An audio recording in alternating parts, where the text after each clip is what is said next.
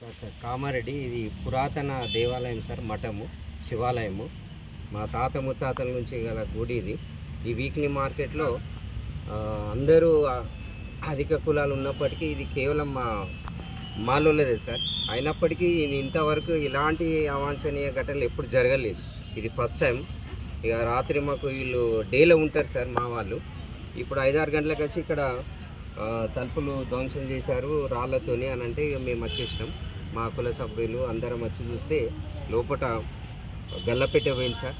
Next ఓ బిందె, ఓ పెద్ద pipe. ఇక అసలు ఈ చిల్లర దొంగల ఎక్కడెక్కడనో పోలీసు వాళ్ళ వ్యవస్థ మరి ఎక్కడెక్కడనో రక్షణ ఇస్తారు. ఇంత పెద్ద నడిబొట్టిన కామారెడ్డికి మా శివాలయంకు రక్షణ ఇప్పుడు పోలీసు వాళ్ళకు కూడా ఇన్ఫామ్ చేసినాం సార్. వాళ్ళు కూడా వచ్చారు. అట్లెట్లా అని వీళ్ళు కూడా విచారిస్తారు సార్. ఈ చిన్న ఘటననే అనుకోవద్దు.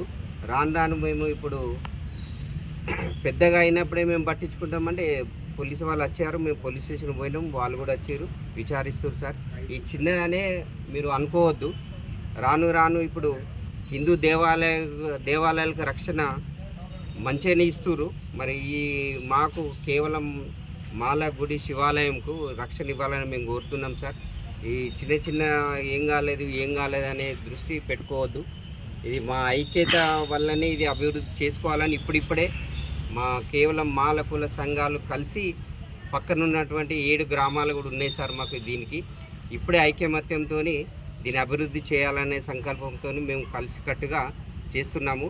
అయినప్పటికీ ఇటువంటి రక్షణ ఈ నడిబొడ్డున ఎందుకు లేదని మాకు చింతిస్తున్నాం సార్. చాలా బాధగా ఉంది. మరి మా కుల సభ్యులు అందరూ ఉన్నారు ఇక్కడ, సంఘాలు ఇక్కడ వచ్చినాం. మా రక్షణ ఇప్పుడు వీళ్ళు ఏమంటారంటే మీకు కూడా ఇవి ఉండాలి కదా, సీసీ కెమెరాలు అట్లా ఇట్లా ఉండాలి కదా అంటారు. కనీసం మా గవర్నమెంట్కి ఏంటంటే ఆ సీసీ కెమెరాలు ఏవో అవి మరి ఈ ఆలయానికి రక్షణగా ఉండాలని మేము పోలీసు వాళ్ళని కోరుతున్నాం సార్.